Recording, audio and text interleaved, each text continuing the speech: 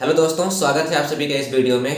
मेरा नाम रवि प्रकाश यादव है। मैं एसएससी जीडी 2024 के थ्रू सीआईएसएफ में सेलेक्टेड हूं और Uttar Pradesh police exam qualified हूं। मैं इस वीडियो में बात करने वाला हूं एसएससी जीडी 2025 के बारे में, जो कि एग्जाम स्टार्ट होने वाला है 4 फरवरी से।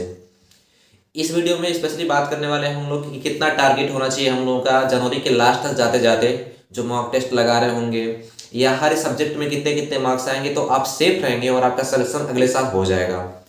जैसा कि आप सभी को पता होगा कि मेरा जो एक शॉर्ट वीडियो था जो कि बहुत वायरल हुआ था, उसमें आप लोग मेरा स्टोरी देखे होंगे कि पिछली बार में जो जीडी 2023 वाली था उसमें मैं फाइनल मेरिट में बाहर हुआ था। सब कुछ मेरा फाइनल हो गया था, बट लास्ट में नंबर कुछ कम थे, इसकी वजह से मैं बाहर हो गया था।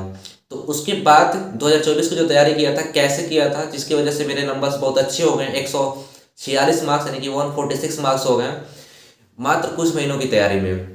तो कैसे किया था उन सभी को बताऊंगा। लास्ट में कौन कौन सी ऐसी गलती हैं जो कि आपको नहीं करना है और जिस पे ज़्यादा ध्यान देना है, वो बातें सभी बताने वाला हूँ इस वीडियो में।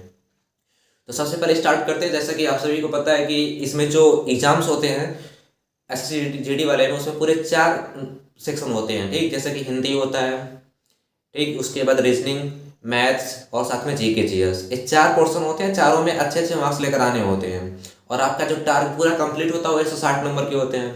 तो आप लोग टेस्ट दे रहे होंगे, आप लोग के नंबर अगर 115 20 125 भी आ रहे होंगे तो बहुत अच्छी बात है इस समय।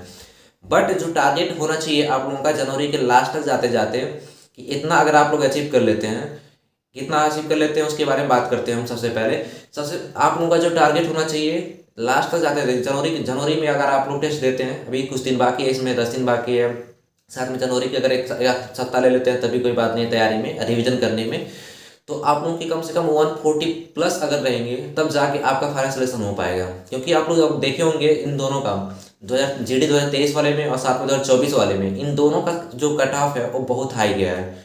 और स्पेशली जनरल डिस्ट्रिक्ट से हैं आप और उत्तर प्रदेश से बिलोंग करते हैं, मध्य प्रदेश से बिलोंग करते हैं, हरियाणा से बिलोंग करते हैं, बिहार से बिलोंग करते हैं, तो इसका कट ऑफ ज़्यादा हाई जाता है अगर हिंदी भाषी से आप लोग हैं तो।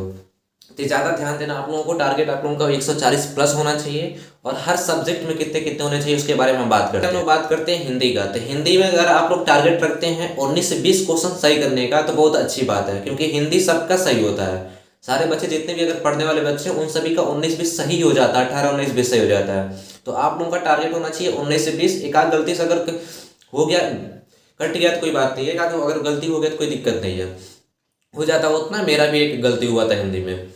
साथ में अगर दूसरी बात करते हैं रीजनिंग का, तो रीजनिंग भी एक स्कोरिंग सब्जेक्ट है और इसमें कम से कम आपके 19 से 20 टारगेट होने चाहिए।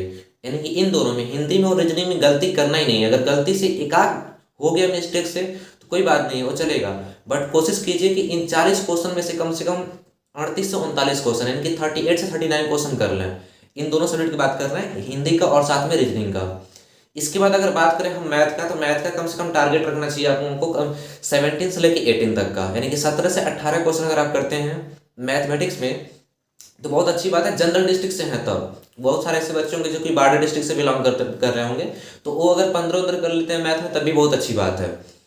दूसरी चीज़ कि जो उसके बाद आता है जीके जीएस। जीके जीएस में बहुत सारे बच्चों को प्रॉब्लम होता है। मेरा इसी की वजह से पिछली बार सिलेक्शन नहीं हो पाया था जीके जीएस में, क्योंकि लास्ट मिनट में मैं बाहर हो गया था और जीके जीएस का ही कारण था, क्योंकि उसमें बहुत कम मार्क्स थे।